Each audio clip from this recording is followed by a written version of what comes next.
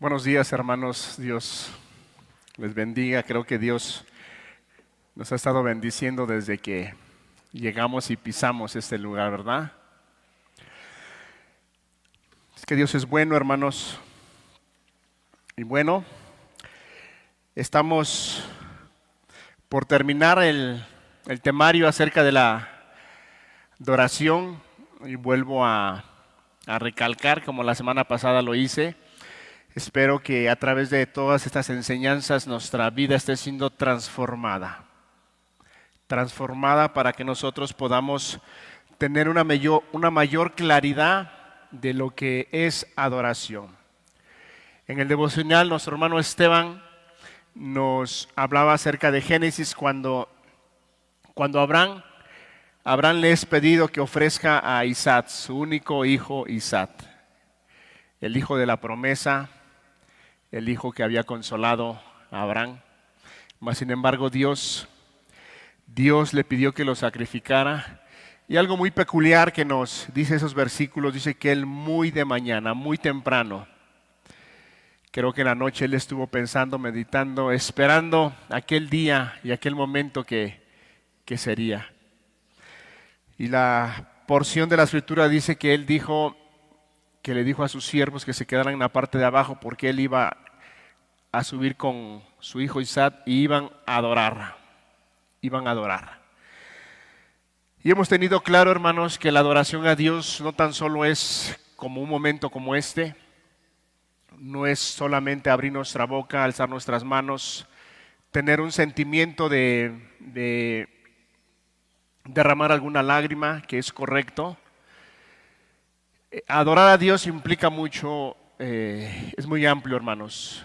Hemos visto a través de las enseñanzas que adoración es obediencia, es servicio, es una vida total y absoluta a Dios. Eso es lo que hace la diferencia de una persona que ha tenido claridad del Evangelio y que ha venido al conocimiento real y verdadero del Señor Jesucristo. Cuando decimos un conocimiento real y verdadero del Señor Jesucristo es alguien que realmente ha tenido un encuentro con el Señor, su vida ha sido transformada y hay un antes y un después, una vida antes totalmente apartada, separada de Dios y ahora una vida dependiente de Dios. Vamos a abrir nuestra Biblia, hermanos, en Primera de Pedro, en el capítulo 2. Primera de Pedro.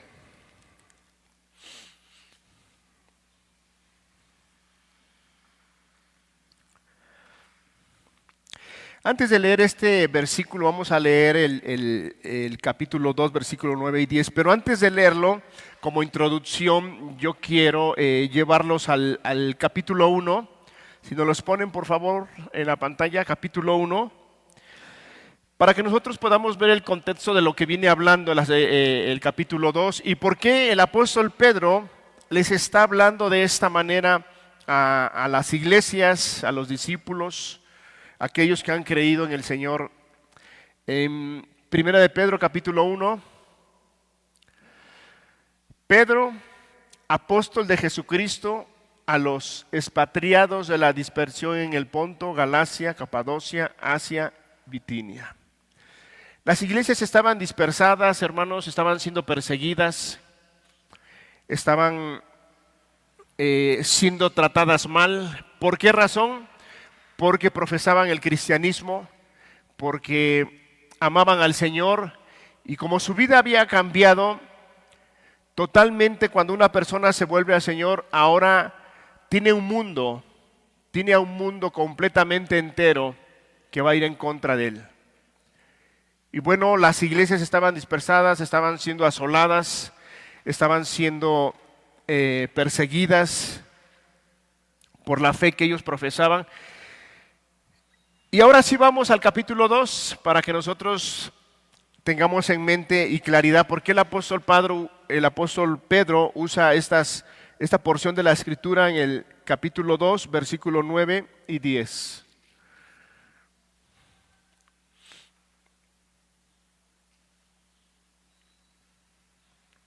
Dice, mas vosotros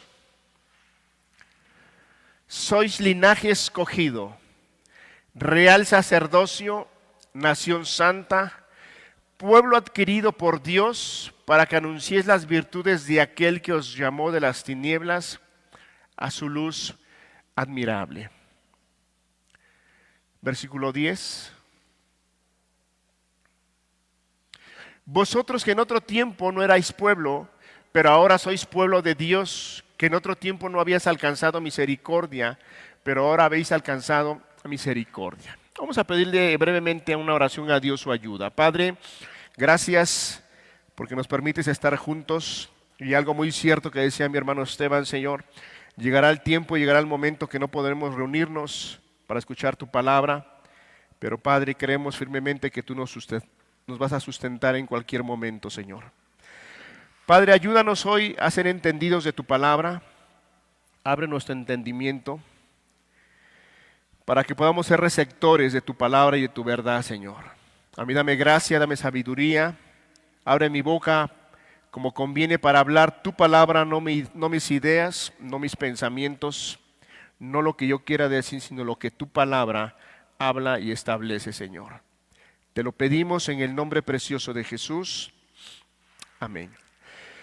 En estos versículos que acabamos de leer, el apóstol Pablo le está haciendo un recordatorio a las iglesias.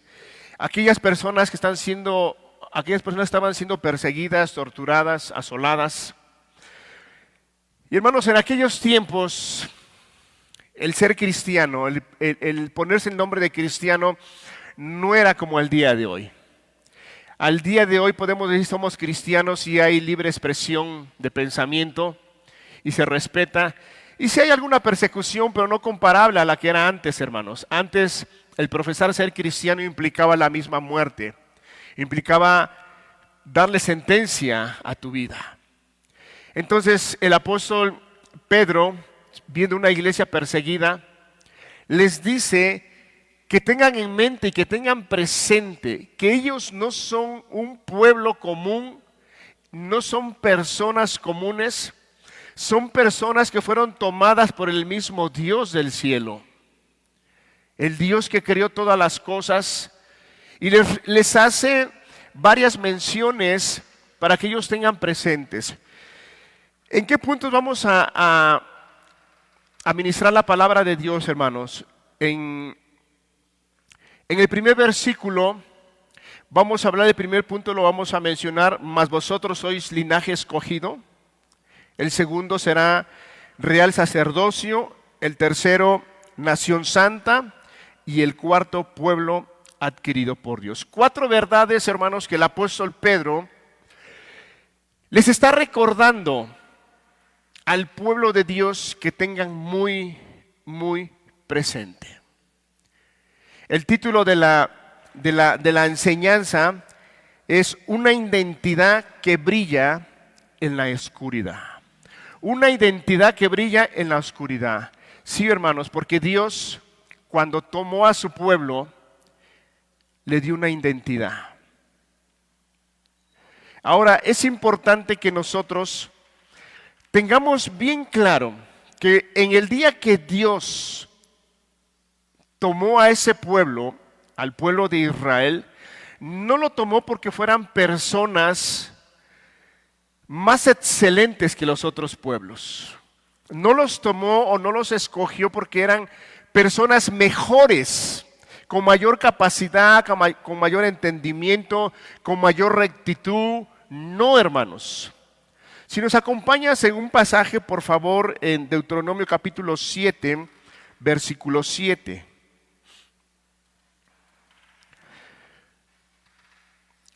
Fíjese por qué Dios escogió a ese pueblo.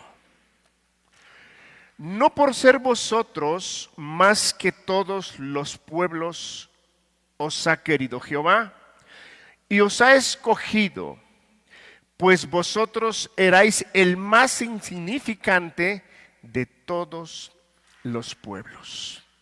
Volvamos a leer, hermanos, esa es una verdad que debemos tener clara, que si Dios al día de hoy vino a nuestras vidas, nos salvó, nos perdonó y nos dio una identidad no porque éramos personas buenas o éramos mejores que los demás, hermanos, sino porque éramos personas muy malas, muy perversas, insignificantes. Pero Dios nos tomó por esa razón, para mostrar su poder, para mostrar su gloria, para mostrar que Él es misericordioso y para mostrar que solamente en Él hay salvación. Vamos a leer nuevamente el versículo. No por ser vosotros más que todos los pueblos os ha querido Jehová y os ha escogido, pues vosotros erais el más insignificante de todos los pueblos. En estos versículos que estamos leyendo, hermano, nos deja claro que la identidad que Dios nos ha dado no es por nuestros méritos. Lo que al día de hoy podamos ser delante de Dios no es por nuestros méritos, no es por nuestra obra, sino es porque Dios nos escogió. Y éramos personas apartadas, separadas de Dios, de lo bueno, de lo recto, de lo justo. Y al día de hoy Dios, por su amor, su misericordia, hemos aprendido. Y hay cantos que dicen: conocí el amor y ahora puedo amar. Conocí el perdón y ahora puedo perdonar. Ahora podemos hacer lo que Dios nos pide y nos demanda, porque lo hemos aprendido de nuestro Señor Jesucristo. Porque nos ha capacitado Dios, lo que dice Tito 2:11, ¿verdad? Porque la gracia de Dios ha manifestado para salvación a todos los hombres. Y esa gracia nos enseña dos cosas muy importantes para poder vivir en esta tierra. Una de ellas es que dice que nos enseña a renunciar a las cosas impías y mundanas de este siglo. Pero también nos enseña a vivir sobria, justa y piadosamente. ¿Qué tiempo? Hasta el tiempo que partamos o hasta que venga el Señor Jesucristo. El apóstol Pedro les recuerda a los creyentes que tengan presente, que tengan claro esto, hermanos. En el versículo 8 de Pedro, si nos los muestras por favor, en el capítulo 2, versículo 8, un versículo antes de lo que el apóstol Pedro les está recordando, en el capítulo 2, versículo 8. Y piedra de tropiezo y roca que hace caer, porque tropiezan en la palabra, siendo desobedientes, a lo cual fueron también destinados. El apóstol Pedro les está diciendo que aquellas personas que se levantan en contra del conocimiento de Dios, aquellas personas que no quieren conocer a Dios, dice que también ellos fueron destinados por su desobediencia y tropezaron.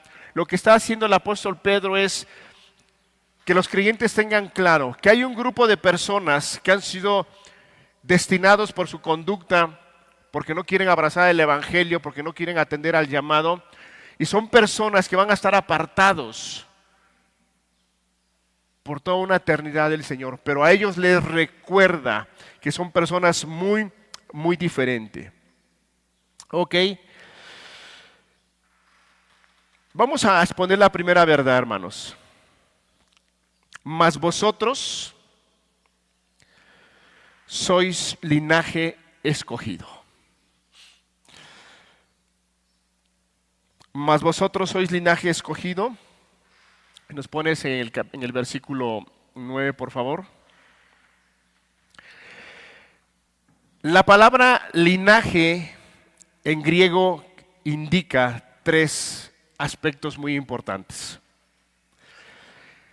Indica una nueva familia. Número 2, un nuevo origen espiritual. Y número 3, un nuevo comienzo. Entonces, hermanos, cuando el apóstol Pedro les está diciendo a los creyentes de aquel tiempo que estaban pasando persecución, él les recuerda que tengan presente que ellos son un pueblo que ha sido escogido. Un pueblo que ha sido escogido. Mas vosotros sois linaje escogido. 3 aspectos, hermanos, por aquellos que escriben y anotan. Que fuimos puestos en una familia, un nuevo origen espiritual y un inicio. Ser escogido definitivamente, hermanos, apunta a la soberanía de Dios. Dios nos escogió antes de la fundación del mundo. Desde antes que nosotros fuéramos puestos en el vientre de nuestra madre, Dios ya tenía un plan, un propósito para con su pueblo y para con nosotros que hemos creído en el Señor Jesús. Dios no hace nada al azar. Dios no crea las cosas y dice, vamos a ver qué va a suceder, mañana definimos qué hacemos. No, Dios conoce pasado, presente y futuro. Estas palabras que acabamos de leer apuntan definitivamente a que Dios es un Dios soberano y que Él tiene el control de todas las cosas.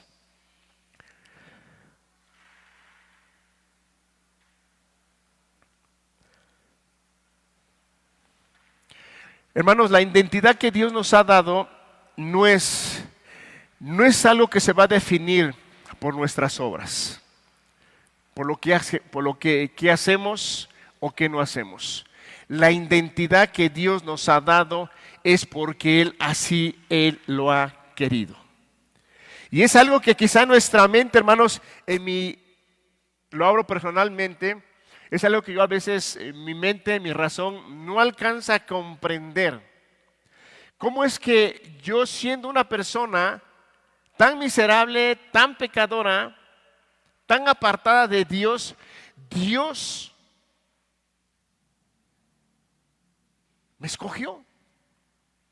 Dios me amó, me rescató, me dio una identidad, hermanos. Me dio un propósito y también lo ha hecho con usted. Dios le ha dado un propósito. Al terminar estas 4 verdades, también es parte de la predicación, que Dios al darnos todo esto que vamos a estar meditando, todo tiene un propósito. No solamente para que nos quedemos ahí, sino tiene un propósito maravilloso y glorioso. Una misión. Y esa misión es lo que dice el versículo 10, para que anunciemos. Anunciemos. Todo tiene un propósito, hermanos. Entonces, el cristiano no vive tratando de ganar identidad, ya la ha recibido por gracia. ¿Y cuál es la identidad que Dios nos ha dado, hermanos? ¿Qué nombre nos ha puesto? Ser hechos hijos de Dios. Oh, podemos leer esos versículos tan simples, hermanos. Pero ¿sabes lo que implica ser hijo de Dios? Ser hijo de Dios, del Creador, del Señor que gobierna todas las cosas.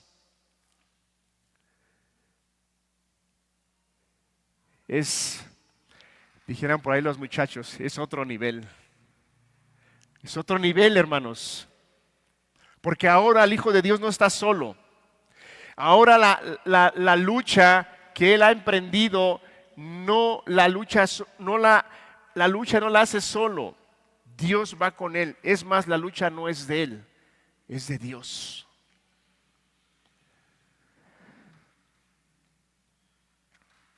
Un pueblo escogido, hermanos, mas vosotros sois linaje escogido. Número 2, hermanos, real sacerdocio. Pedro une 2 realidades, realeza y sacerdocio. ¿Esto qué significa? Significa que tenemos dignidad como hijos del Rey, hermanos. Aunque nuestra mente nos cueste creer, hermanos, Dios nos ha devuelto nuestra dignidad. ¿Cuántos se acuerdan de aquel momento que brilla en la Escritura cuando aquel hombre de Gadara estaba esclavizado y atado? Y dice que ponían grilletes en sus manos y era tanta las legiones que tenía dentro de ese cuerpo que era una fuerza impresionante, que era capaz de romper los grilletes, hermanos. Algo sobrenatural, algo que humano no lo puede hacer. Pero ante algo sobrenatural, hermanos, también siempre va a venir algo sobrenatural. Y se presentó el Señor Jesús. Y dice la Escritura que Dios, porque Jesús es Dios, lo libertó a tal grado que dice que el hombre estaba sentado, ¿cómo? En su juicio cabal. Le devolvió su dignidad, hermanos. Muchas personas lo miraban, lo observaban y lo veían como un desperdicio de la sociedad. Nadie quería estar cerca de él. Nadie quería estar cerca de él.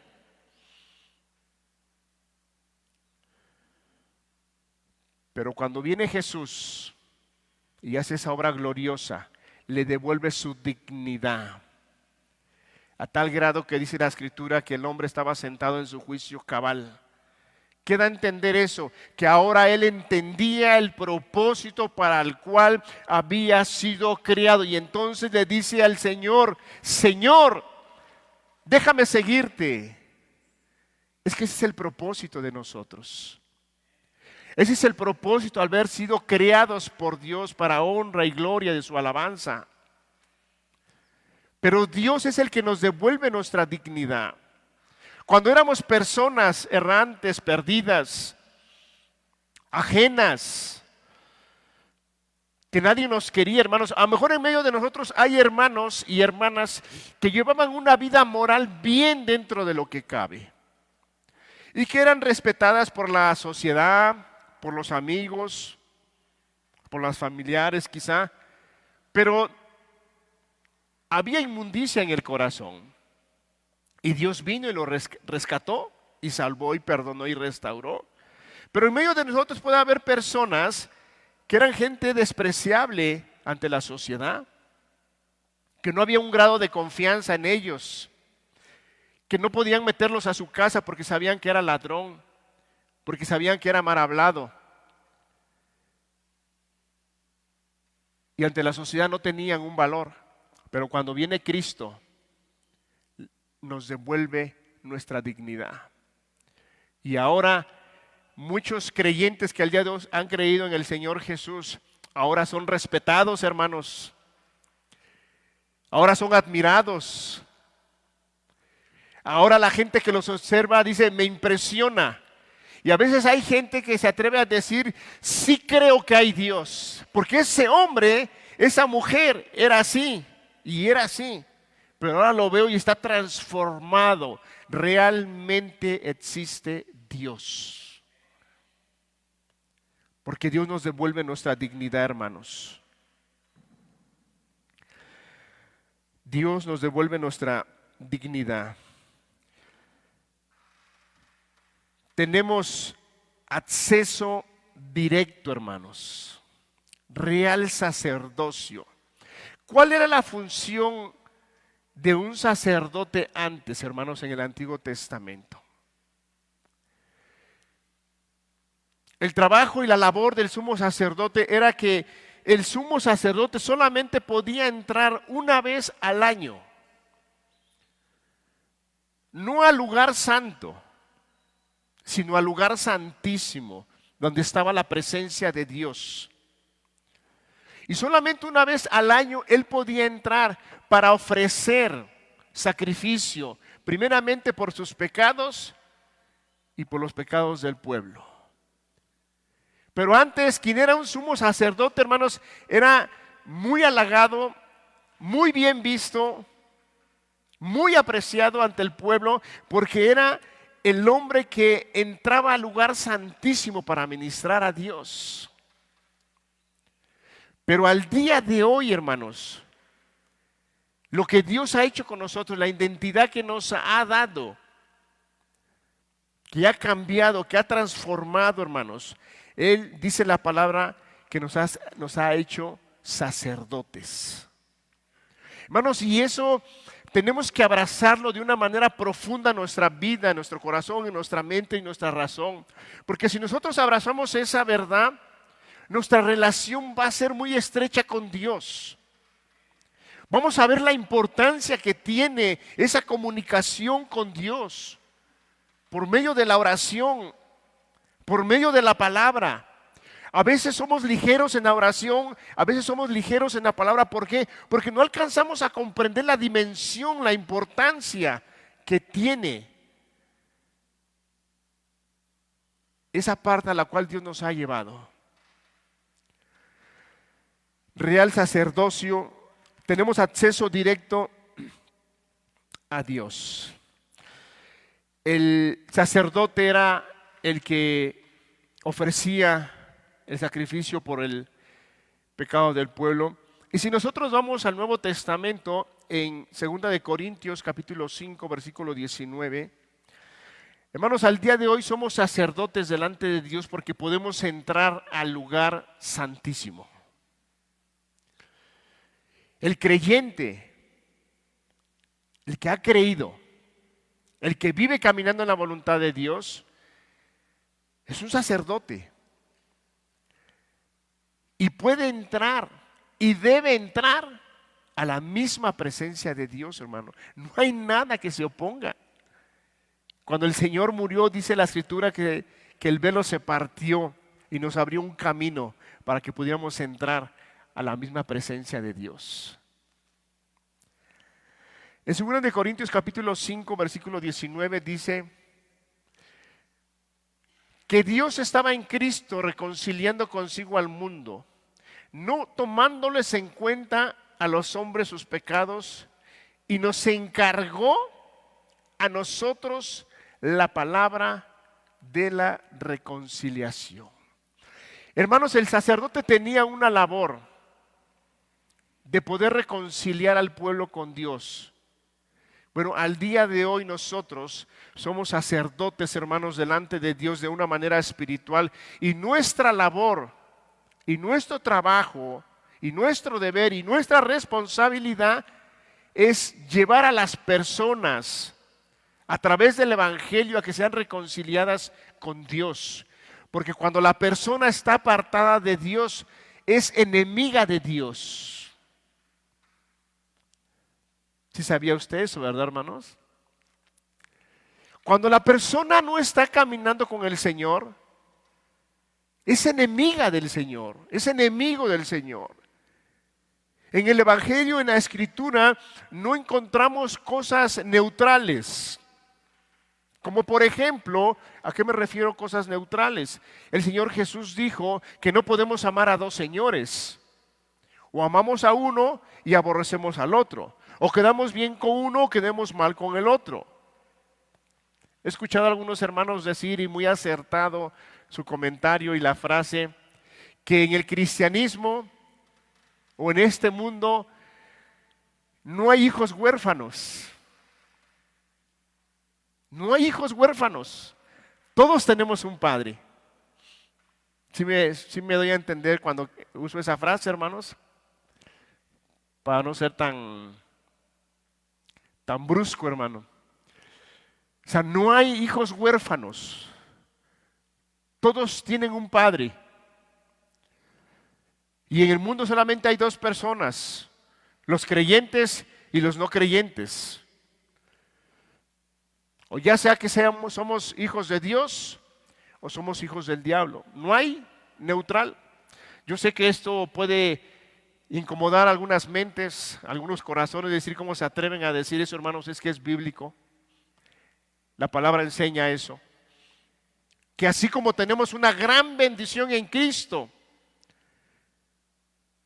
tenemos abundante bendición y somos bendecidos. También aquellas personas que no participan de la bendición de Dios son totalmente confundidas, engañadas, presas en sus pecados, esclavos, y no pueden vivir una vida agradable. No pueden vivir una vida que realmente estén satisfechos, estén contentos, porque siempre les va a hacer falta algo. Siempre. Porque hay una parte de nuestro ser que Dios ha creado en nosotros y esa parte solamente Dios la puede llenar. He ahí la razón por qué muchas personas buscan llenar ese vacío y no se sacian, y no se sacian, y no se sacian. ¿Por qué? Porque ese espacio el cual Dios ha creado, ese espacio solamente Dios lo ha creado para que Él habite ahí. Y por eso el hombre busca ser satisfecho y nunca lo podrá. ¿Cuándo es satisfecho, hermano? ¿Cuándo descansa su alma? ¿Cuándo obtiene tranquilidad y paz? Cuando viene a Cristo, cuando conoce a su Señor, y entonces su alma entra en una paz, en una tranquilidad, en un contentamiento. Y ahora su vida no depende por lo que tiene, por lo que es, sino depende porque Cristo lo ha llamado. Tenemos acceso directo a Dios, hermanos. Pero también tenemos responsabilidades de representar a Dios ante el mundo.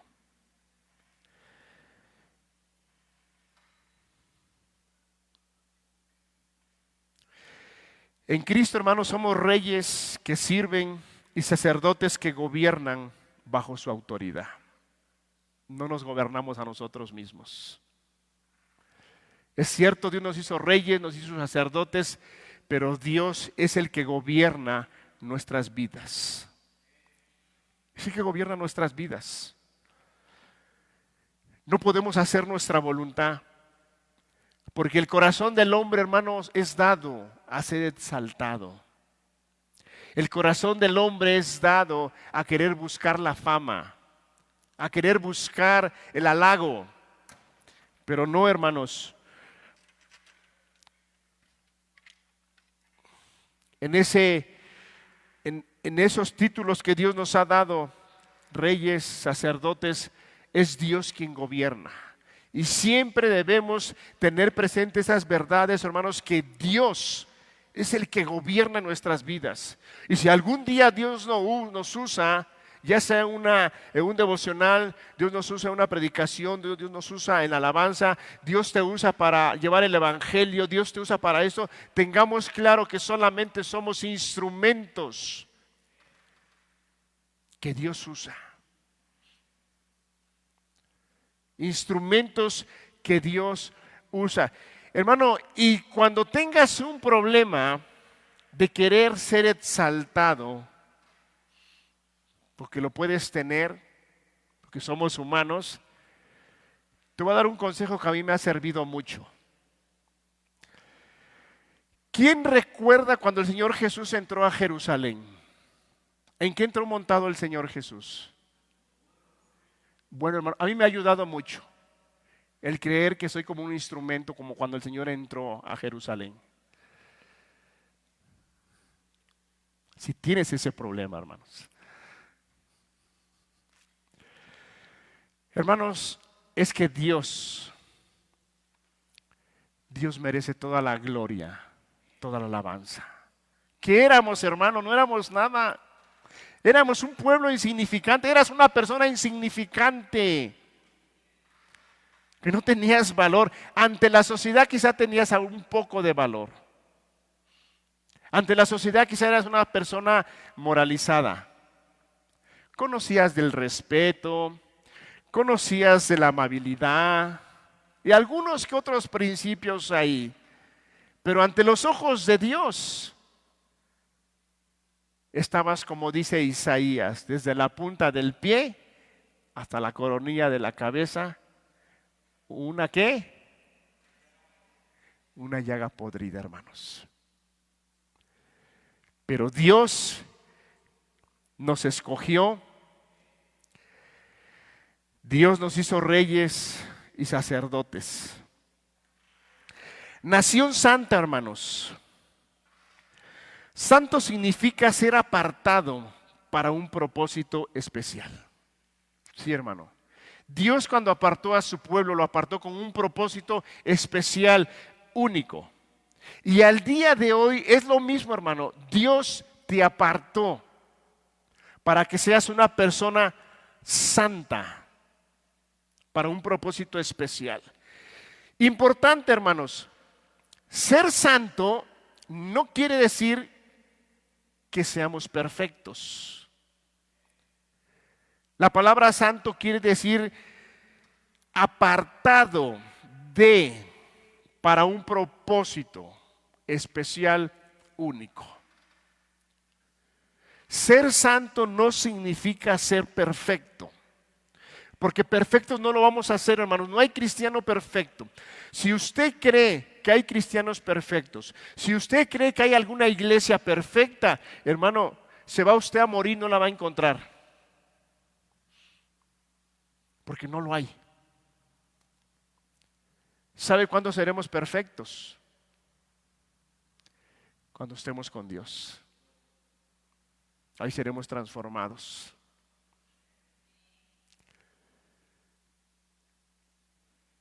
Ser santo, Dios le dice a su pueblo que iba a ser una nación santa, separada, apartada para un propósito especial. Los creyentes no somos santos por méritos, sino porque Dios los apartó y los consagró, hermanos. O sea, nosotros como creyentes no logramos hacer santos porque hagamos ciertas cosas, ciertas obras, hermanos. Porque por gracia sois salvos, no por obras para que nadie se gloríe. Imagínate, hermanos, si la santidad la pudieras adquirir por obras. No, hombre, hermanos.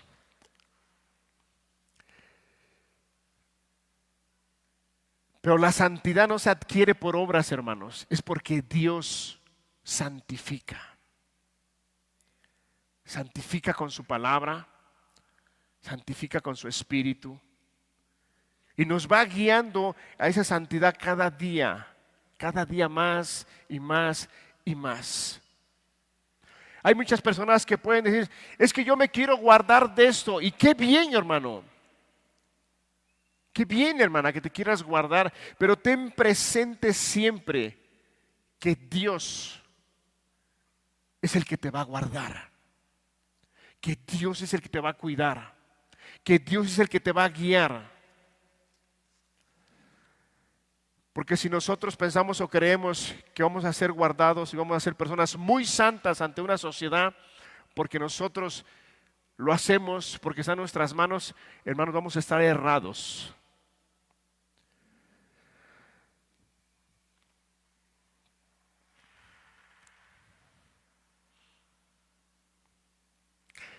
Hermanos, nuestras vidas no deben ser comunes ni mundanas. Fuimos apartados para reflejar el carácter de Dios. Nuestra vida no tiene que ser la misma de antes. Nuestra vida no puede ser la misma de antes. Si realmente la persona ha tenido una transformación, si realmente esa persona ha venido al conocimiento real y verdadero de Dios, su vida ya no puede ser la misma. ¿A qué me refiero? ¿O qué quiero que entendamos con que no puede ser la misma? Si antes la persona tenía un estilo de vida acostumbrado a hacer su voluntad, ahora en el Señor ya no hace su voluntad. Ya no se manda, ya no se conduce solo. Antes era un borracho, alcoholizado, ahora se mantiene cabal, juicioso. Antes era un adúltero, ahora ya no, ya dejó el adulterio, ha entendido, ha comprendido que eso es un pecado, que eso hace que transgrede la ley de Dios y que eso hace que venga la condenación de Dios. Y entonces lo deja de hacer y ahora se convierte en un hombre, en un esposo que ama, que sirve, que atiende, que cuida. Un antes y un después, una transformación. Hermanos, es importante que Dios, cuando Él escoge escogió a su pueblo, Él no lo escogió para mejorar su moral. No. Y cuando Dios nos escogió no es para mejorar nuestra manera de vivir. No, hermanos. Dios no hace cosas para mejorar. Dios no hace mejorías. Él hace transformaciones. Él transforma. De lo que era oscuridad, ahora es luz. Él transforma de un hombre que era mentiroso, ahora lo transforma en un hombre que habla verdad. Él transforma en un hombre que tenía un corazón rencilloso, iracundo, enojón, molesto por todo. Dios lo transforma a un corazón como el de Cristo, que perdona, que ama, que sirve, que se da. Una transformación. No una mejoría de un carácter, hermanos.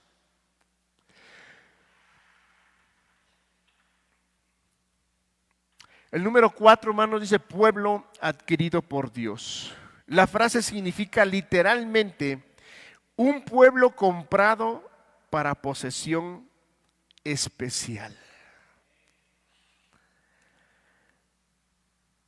Un pueblo comprado para posesión especial.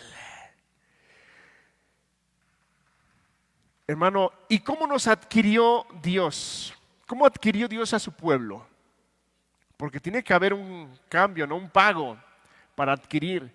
Cuando nosotros vamos a algún súper y nos gana la tentación de comprar esas pantallas tan grandes donde puedes ver a los personajes completos. ¿De cuántas pulgadas, hermanos? Las grandes, esas que entra uno a San y las ves y te impresionan. ¿Qué haces para adquirirlas? Cualquier aparato. Lo compras. Tienes que dar algo a cambio. Hermano, nosotros fuimos adquiridos por Dios. Hubo un precio que pagar. Y ese precio nos los dice en 1 de Pedro capítulo 1, versículos 18 y 19, si nos los pones por favor. 1 de Pedro 1, 18 y 19.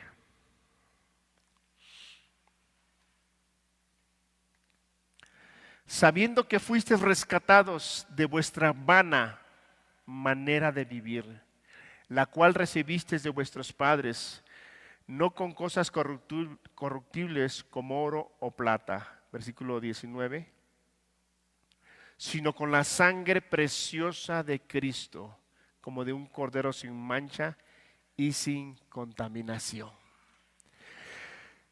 Hermano, fuisteis y fuimos adquiridos por Dios. No nos pertenecemos. No digas mi dinero, no digas mi salud, no digas mis posesiones, porque no son tuyas. No digas mi vida, le pertenece a Cristo.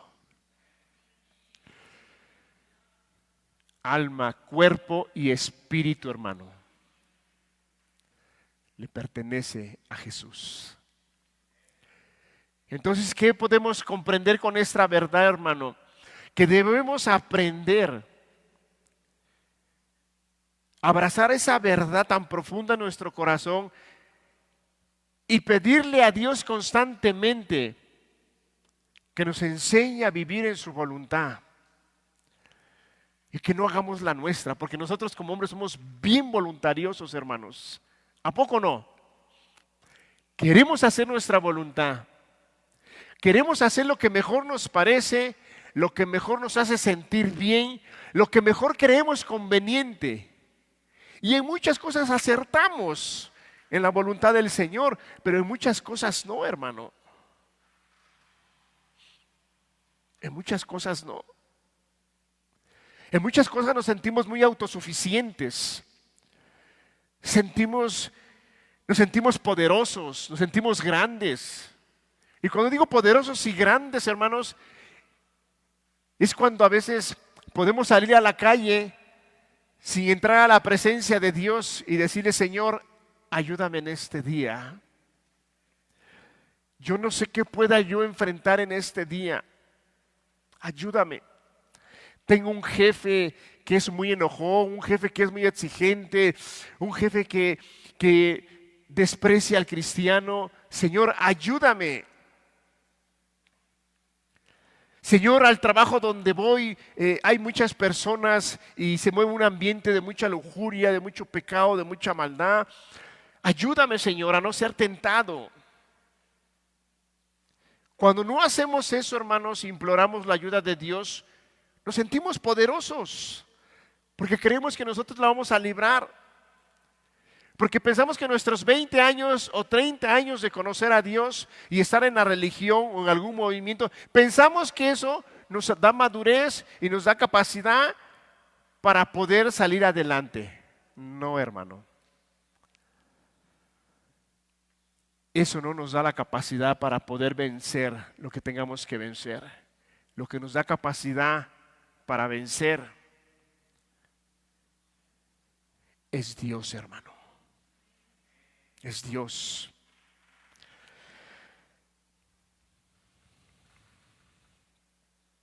Somos una posesión valiosa, no producto del azar, hermano. Somos una posesión que tiene mucho valor a los ojos de Dios. Dios no escogió a su pueblo al azar, no dijo a ver qué sale, a ver qué sucede, a ver qué pasa, no. Tenemos un propósito. Ahora sí, hermanos, vamos a ver, ya vimos 4 aspectos, 4 títulos que les son dados al pueblo de Dios, que nos son dados a nosotros al día de hoy como creyentes, hermanos. Antes el pueblo de Israel, la nación de Israel, era una nación que solamente ella era participante de todas las bendiciones de Dios, de las promesas. Pero al día de hoy, hermanos, también todo creyente, al día de hoy, es participante de esas promesas, de esas bendiciones, de todo lo que la palabra nos dice, de todas esas promesas, bendiciones gloriosas que están destinadas para el pueblo de Israel, también para todos aquellos que hemos creído al día de hoy, hermanos. Y eso es algo maravilloso, hermoso, hermanos, porque Dios nos da una identidad, nos da una familia. Esta es la familia, hermanos. La iglesia es la familia. Antes andábamos divagando allá, hermanos, con gente deshonesta, gente corrupta, gente que solamente buscaba tu mal. Ahora, hermanos, Dios nos ha puesto en una familia. Una familia donde si no llegas un domingo, si no llegas 2 domingos o 3 domingos, cualquier hermano va a andar preguntando, ¿dónde está el hermano? ¿Por qué no has venido? ¿Qué te ha pasado? Y por ahí algunos son más detallistas y le preguntan al otro, oye hermano, ¿no has visto al hermano que no ha venido? No, no lo he visto. Y ahí vas con el otro, no lo has visto. Hermano, es que somos una familia. Vienes, abrazas a tu hermano, lo saludas.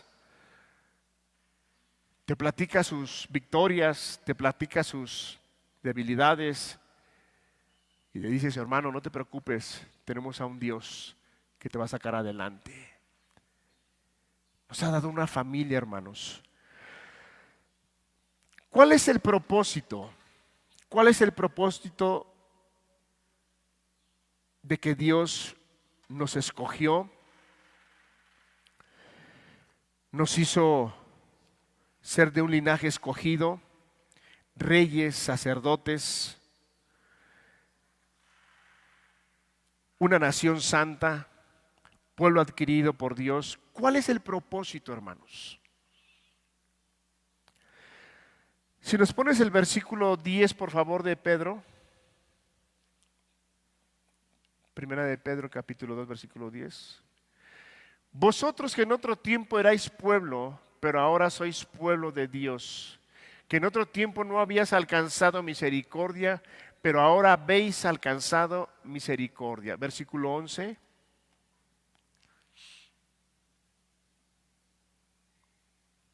No, vayamos al 9, por favor.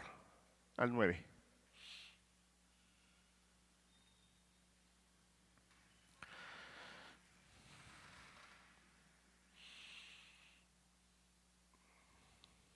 Versículo 9 dice: mas vosotros sois linaje escogido, real sacerdocio, nación santa, pueblo adquirido por Dios para que anunciéis. Ahí está el propósito, hermano.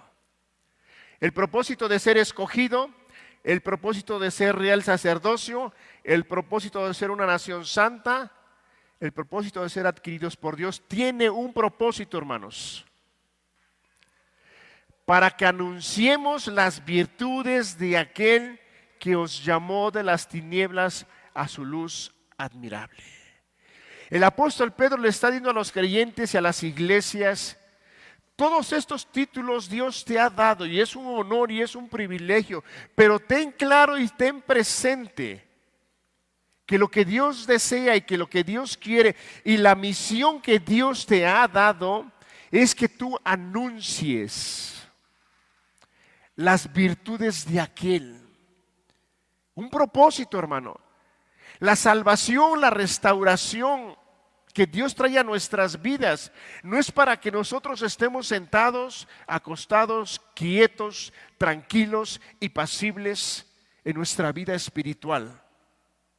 El propósito de Dios con todo eso que Dios nos ha dado, que nos ha escogido, nos ha dado dignidad, nos ha hecho parte del pueblo, de parte de la nación, nos ha santificado, nos ha comprado, tiene un propósito para que nosotros anunciemos, para que nosotros reflejemos lo que es Dios.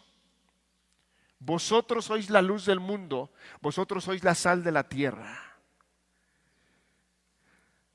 ¿Qué significa, hermanos, anunciar las virtudes de aquel que os llamó de las tinieblas a su luz admirable?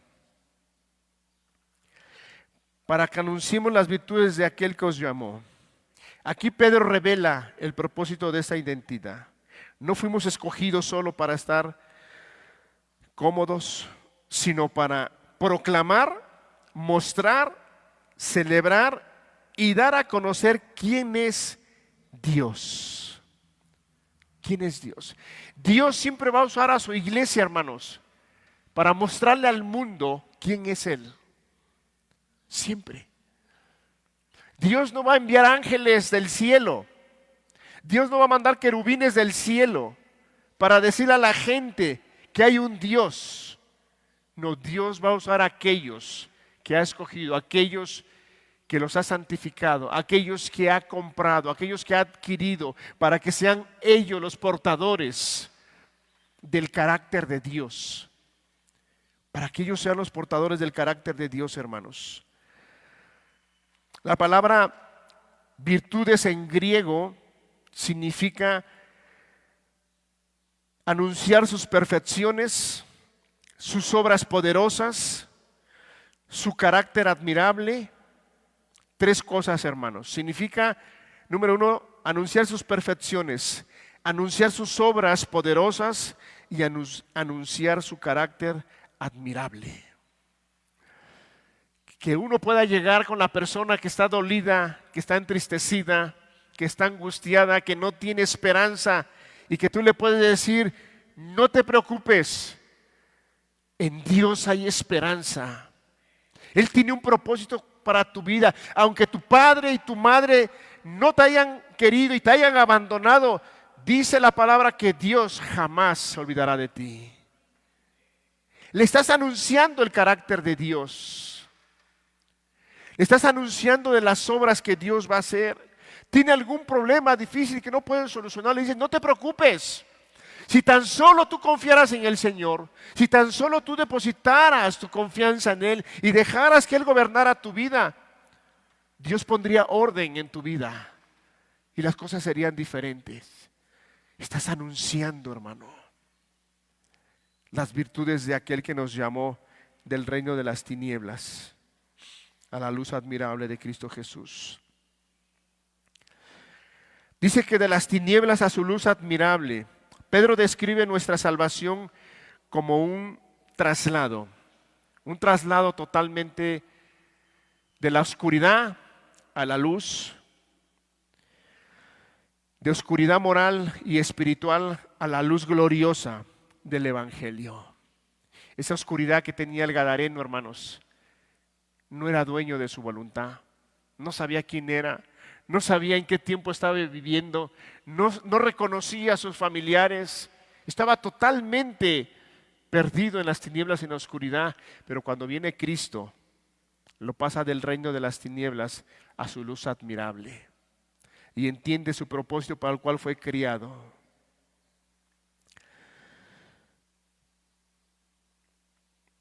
No fue una mejoría moral, fue un cambio de reino, de identidad y de destino, hermanos. Antes estábamos destinados a un fracaso, hermanos. ¿Quién estaba destinado a un fracaso, hermano? Yo destinado a un fracaso, hermanos. A un fracaso en vida y por toda la eternidad. Destinados, hermanos. La gente miraba y observaba y decía, esa va a terminar igual que todos. Y no había esperanza. Ese era nuestro destino, hermanos. Pero Dios nos dio una identidad y un propósito.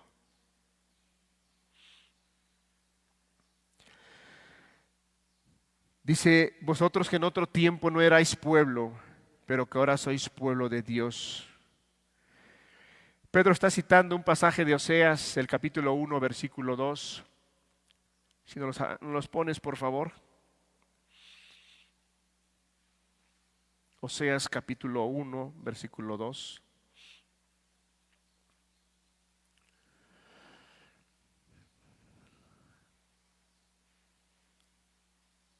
En el principio de la palabra de Jehová por medio de Oseas, dijo Jehová a Oseas, ve, tómate una mujer fornicaria e hijos de fornicación, porque la tierra fornicará apartándose de Jehová. Versículo 3. Fue pues y tomó a Gomer, hija de Bilai, la cual concibió y dio a luz un hijo. Vayámonos al 7, hermanos. Aquí Dios está hablando a Oseas, tomando a Oseas de una manera simbólica para hacerle saber al pueblo por la conducta que tenía. Mas de la casa de Judá tendré misericordia y los salvaré por Jehová su Dios. Y no los salvaré con arco, ni con espada, ni con batalla, ni con caballos, ni jinetes. Usted puede seguir leyendo, hermanos, en el capítulo 1 y el capítulo 2. Y ahí nos narra cómo Dios le dice por medio del profeta Oseas que ese pueblo no era pueblo de él, por su conducta, por su pecado, pero que más adelante él tendría misericordia y compasión de ellos y los llamaría su pueblo. Pueblo de él, santo, real sacerdocio. Antes no teníamos identidad espiritual, ahora somos pueblo del pacto, hermanos. Antes vivíamos sin dirección, ahora somos parte de la gran familia redimida. Que en otro tiempo no habías alcanzado misericordia, pero ahora habéis alcanzado misericordia.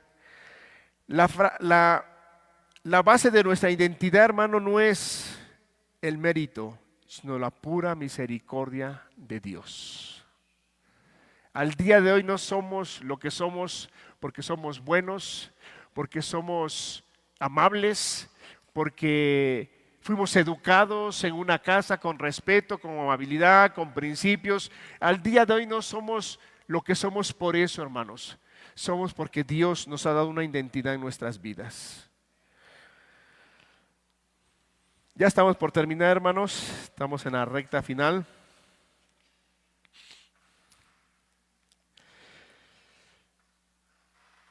Hermanos, vivamos como alguien escogido, no como alguien rechazado. Vive como alguien que ha sido escogido, alguien seleccionado, alguien escogido. Hay un canto que habla del, si no recuerdo, el salmista David, que dice, detrás de la última, la majada me tomaste. Me escogiste, Señor. Dios te escogió. Dios te seleccionó. No vivamos como personas rechazadas. No, hermanos, somos hijos de Dios. Y por más difícil que la estés pasando, jamás pienses y dudes de que Dios no está contigo. Porque en ese momento tan difícil, tan crítico que tú puedas estar pasando, es un momento porque Dios quiere enseñarte, quiere capacitarte, quiere llevarte a un punto mejor del cual estás viviendo. Porque Dios no va a poner una carga más de la que podamos sobrellevar, hermanos. Pero a veces nos cuesta creer. A veces nos cuesta creer, adorar a Dios en los momentos difíciles. A veces nos cuesta creer que el propósito de Dios siempre es bueno. Dice su palabra que su voluntad es buena, es agradable y es perfecta. Pero sí o no, hermanos, en ocasiones, en momentos difíciles, nos cuesta concebir esas verdades y abrazarlas y decir, sí, Señor, amén. Nos cuesta.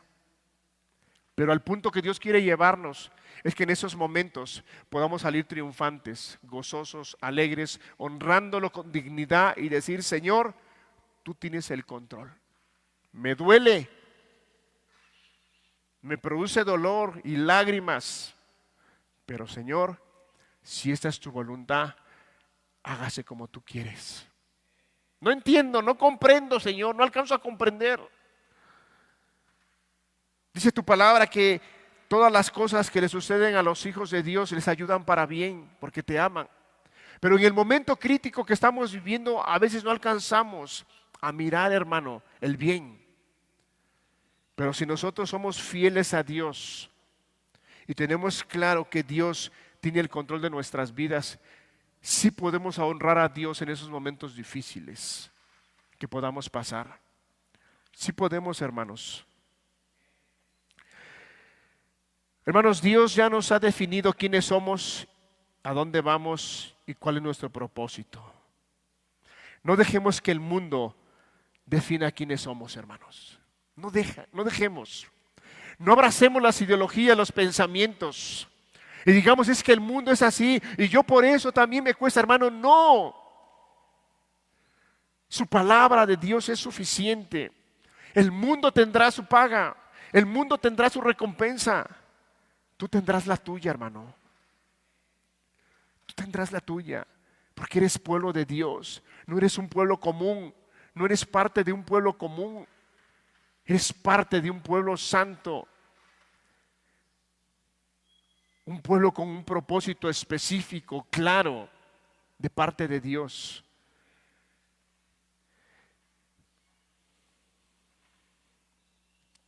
Tenemos que ejercitar nuestro sacerdocio, hermanos. ¿Cómo? Hablando con Dios por medio de la oración. Hablando con Dios por medio de la oración. Hablar de Dios mediante nuestro testimonio. Dos cosas muy diferentes, hermanos.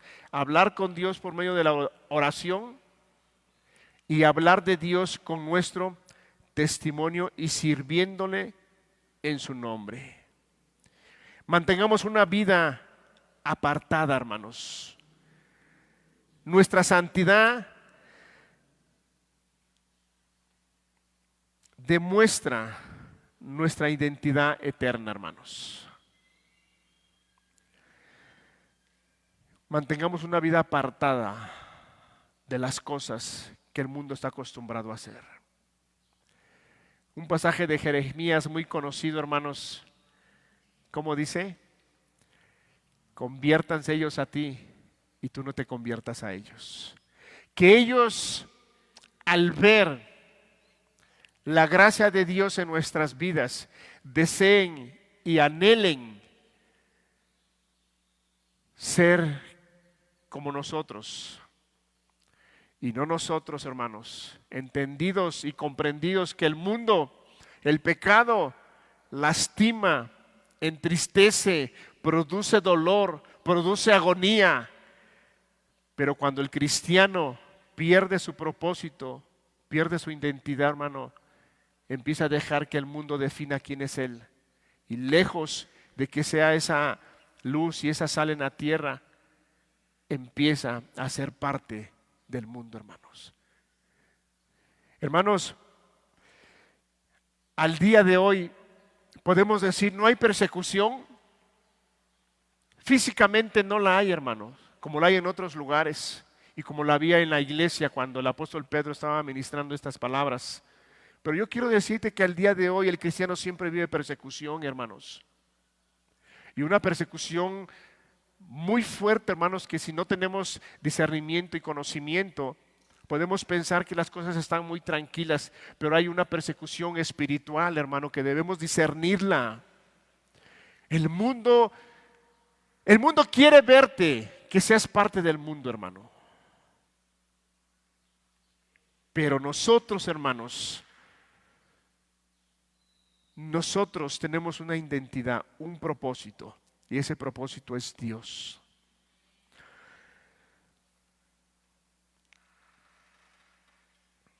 Tenemos que anunciar las virtudes de Cristo, que nuestra vida sea un reflejo y nuestra boca un testimonio, hermanos.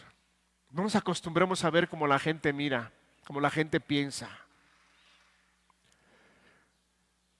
Vayamos a un pasaje en el Evangelio de Mateo, capítulo 5. Es un pasaje muy maravilloso. Cuando el Señor Jesús estaba ministrando las bienaventuranzas,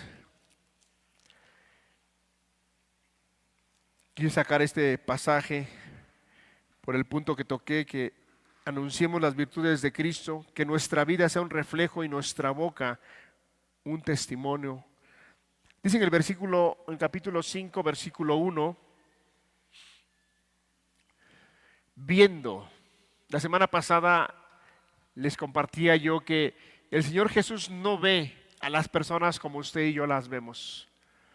Él no estaba viendo solamente una multitud, Él estaba viendo corazones quebrantados, Él estaba mirando personas cautivas, Él estaba mirando dolencia, Él estaba mirando angustia. Dice, pero viendo la multitud, subió al monte y sentándose vinieron a Él sus discípulos. Versículo 2. Y abriendo su boca les enseñaba, hermanos. Abriendo su boca. Hermanos, nosotros tenemos que quitarnos lo que se ha puesto en nuestra boca para no hablar y proclamemos el Evangelio. Hablemos las virtudes, hermanos. Habla de la misericordia de Dios. Afuera hay una multitud de gente que está muriendo, que no conocen la misericordia de Dios.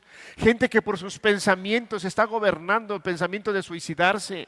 Jóvenes que están quitando la vida a temprana edad. ¿Por qué? Porque no hay alguien que abra su boca y les hable de la misericordia de Dios. Esa es la realidad, hermanos. No hay alguien que se tome el tiempo, no hay alguien que se niegue a sí mismo y diga, vamos a ir y vamos a compartirle en el trabajo, en la escuela, donde estemos. Abramos nuestra boca para proclamar las virtudes de aquel que nos sacó de las tinieblas. Hablemos de un Dios misericordioso, un Dios a como nos ha tratado, hermano. ¿Cómo te ha tratado Dios? ¿Te pagó mal por mal? Cuando nos vio nuestros pecados, orgullosos, soberbios, arrogantes, mentirosos, rencorosos, adúlteros, fornicarios. ¿Qué merecíamos? Muerte. Pero Dios es bueno y nos pagó con bien, extendiendo su brazo de misericordia. Y nos escogió, hermanos, no porque fuéramos mejores. Si Dios te escogió a ti, hermanos, no es porque fueras mejor que tus hermanos, de tus familiares, si no han conocido el Evangelio. No te escogió porque fueras mejores que ellos. Te escogió porque eras el peor de todos, hermanos. Eras la oveja negra. ¿Cuántos de nosotros, hermanos, éramos en la familia los más malos, los más borrachos, los más drogadictos, los más léperos, los más malos? Y por nuestra mente a veces decía, yo me preguntaba, yo decía, Señor, pero ¿por qué a mí si hay otras personas mejores? Hay otras personas diferentes, con más educación. No, hermano, nos escogió porque éramos los peores, los insignificantes, que no valíamos nada. Por eso te escogió Dios, hermano, porque no valíamos nada, hermanos. Pero Él tuvo misericordia. Entonces, hermanos, es necesario abrir nuestra boca.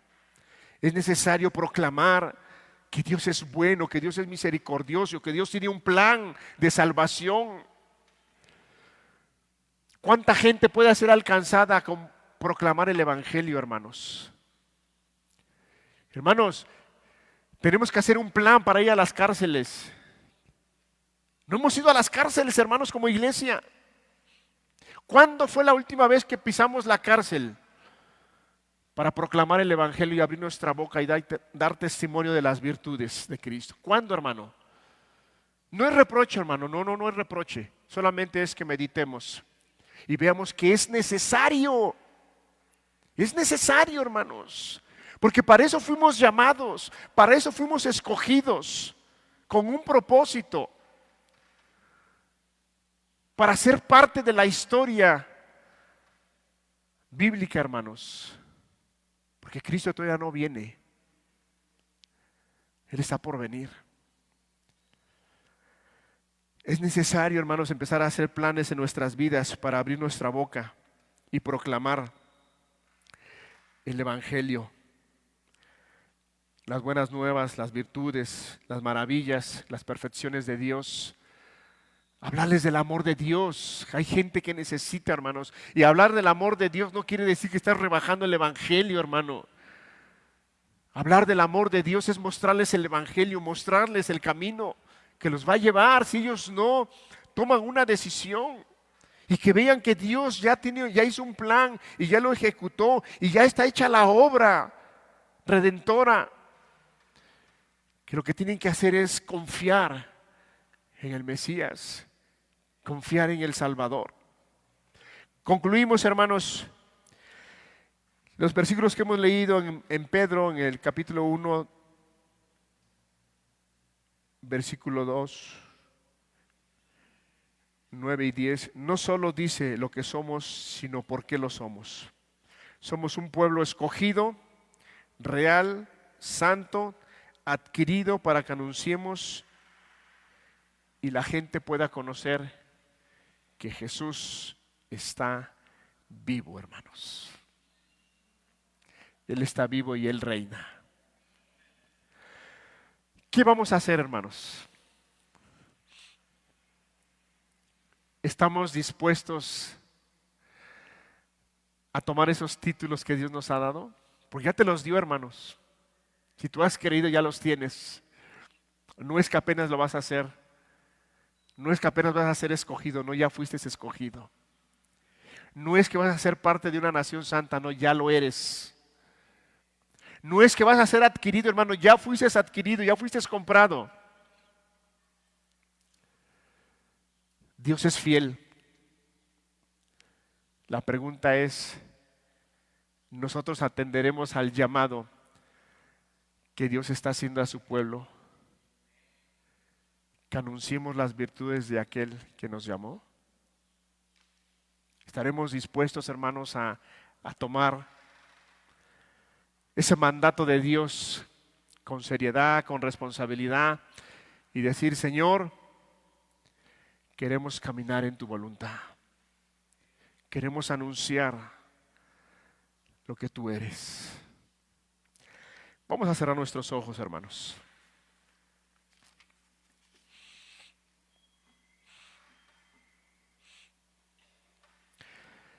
No nos escogió, hermano, por ser los mejores.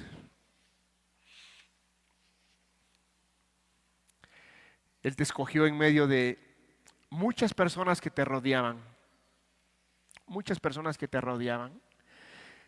Y que hermano, quizá eran mejores que tú. Quizá eran más respetuosos, más amables. Hermanos, es que Dios no vino a rescatar a los que están bien. Él vino a rescatar a los pecadores.